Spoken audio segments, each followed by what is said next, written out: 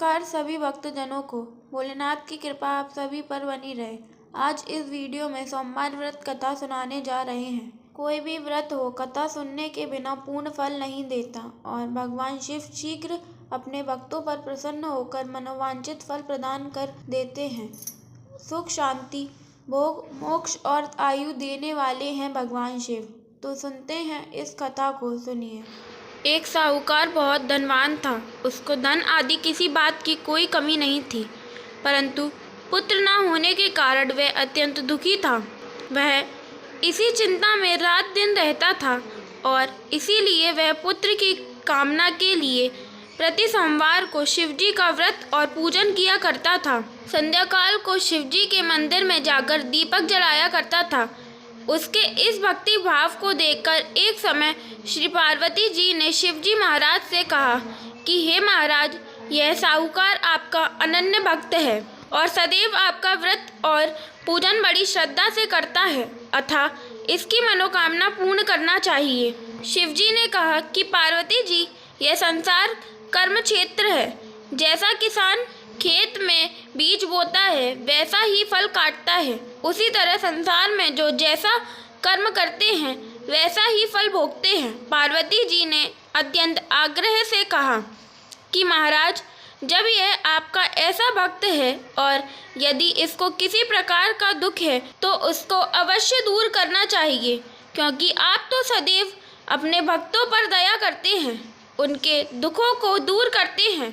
यदि आप ऐसा नहीं करोगे तो मनुष्य क्यों आपकी सेवा व्रत पूजन करेंगे। पार्वती जी का ऐसा आग्रह देख शिवजी महाराज प्रसन्न से होकर कहने लगे, हे पार्वती, इसके कोई पुत्र नहीं है।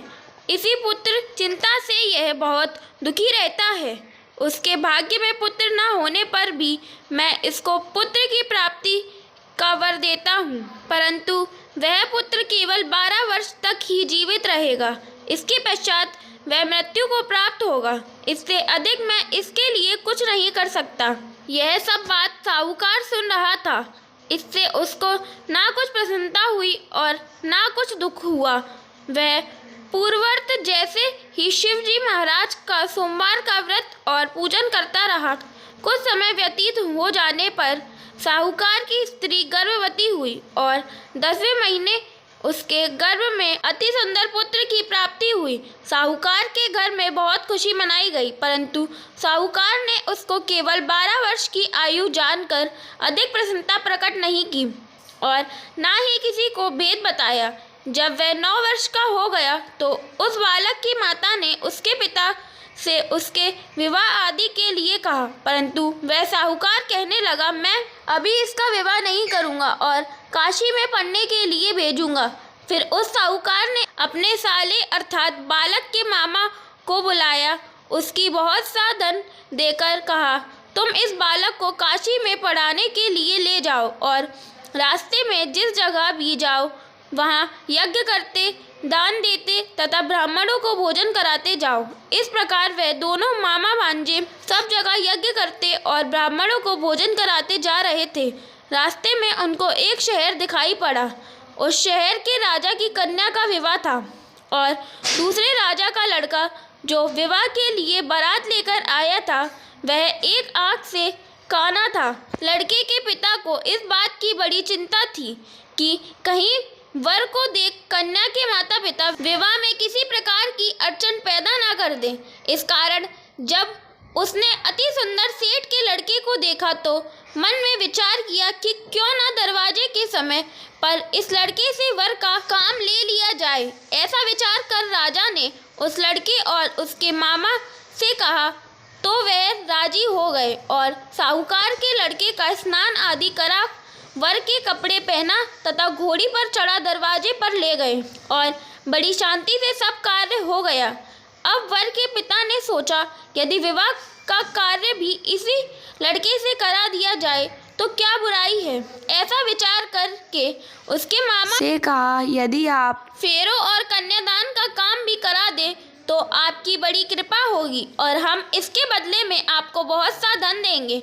उन्होंने स्वीकार कर लिया और विवाह कार्य बहुत अच्छी तरह से हो गया। परंतु जिस समय लड़का जाने लगा तो उसने राजकुमारी की चुन्नी के पल्ले पर लिख दिया कि तेरा विवाह तो मेरे साथ हुआ है, परंतु जिस राजकुमार के साथ तुमको भेजेंगे वह एक आंख से काना है और मैं तो काशी जी पढ़ने जा रहा हूँ। उस राजकुमारी ने जब अपनी चुंदड़ी पर ऐसा लिखा हुआ पाया तो उसने राजकुमार के साथ जाने से इनकार कर दिया और कहा कि यह मेरा पति नहीं है, मेरा विवाह इसके साथ नहीं हुआ, वह तो काशी जी पढ़ने गया है। कुमारी के माता पिता ने अपनी कन्या को विदा नहीं किया और बारात वापस चली गई। उधर सेठ का लड़का और उसका मामा काशी जी पहुंच गए।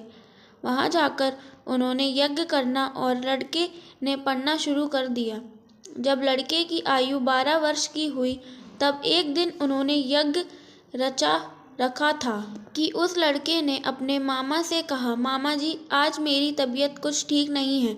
मामा ने कहा कि अंदर जाकर सो जाओ। लड़का अंदर जाकर सो गया और थोड़ी देर में उसके प्राण निकल गए। जब उसके मामा ने आकर देखा कि वह तो मुर्दा पड़ा है तो उसको बड़ा दुख हुआ और उसने सोचा कि मैं अभी रोना पीटना मचा दूंगा तो यज्ञ का कार्य अधूरा रह जाएगा। अतः उसने जल्दी से यज्ञ का कार्य समाप्त कर ब्राह्मणों के घर जाने के पश्चात रोना पीटना आरंभ कर दिया। संयोगवश उस समय शिव जी महाराज और पार्वती जी उधर से जा रहे थे।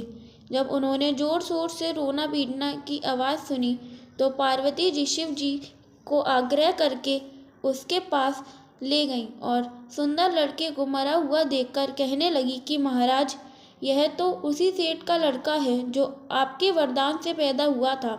शिव जी ने कहा कि पार्वती जी इसकी आयु इतनी ही थी सो भोग चुका। पार्वती जी ने कहा कि महाराज कृपा करके इस बालक को और आयु दो, नहीं तो इसके माता पिता तड़प तड़प कर मर जाएंगे। पार्वती जी के इस प्रकार बार बार आग्रह करने पर शिव जी ने उसको वरदान दिया और शिव जी महाराज की कृपा से लड़का जीवित हो गया।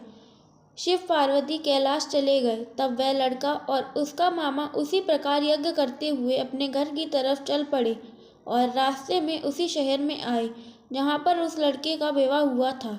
वहाँ पर आकर जब उन्होंने यज्ञ आरंभ कर दिया तो उस लड़के के शवसुर ने उसको पहचान लिया और अपने महल में लाकर उसकी बड़ी खातिर की।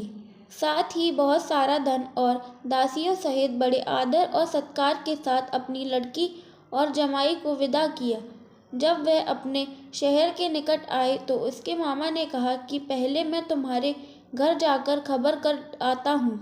उस समय उसके माता पिता अपने घर की छत पर बैठे हुए थे और उन्होंने यह प्रण कर रखा था कि यदि हमारा पुत्र सकुशल घर आया तो राजी खुशी नीचे आ जाएंगे, नहीं तो छत से ही मरकर अपने प्राण दे देंगे। इतने में ही उस लड़के के मामा ने आकर यह सारा समाचार दिया कि आपका पुत्र आ गया है, परंतु उनको विश्वास न आया। तब उसके मामा ने शपथ पूर्वक कहा कि आपका पुत्र अपनी स्त्री तथा बहुत सारा धन लेकर आया है।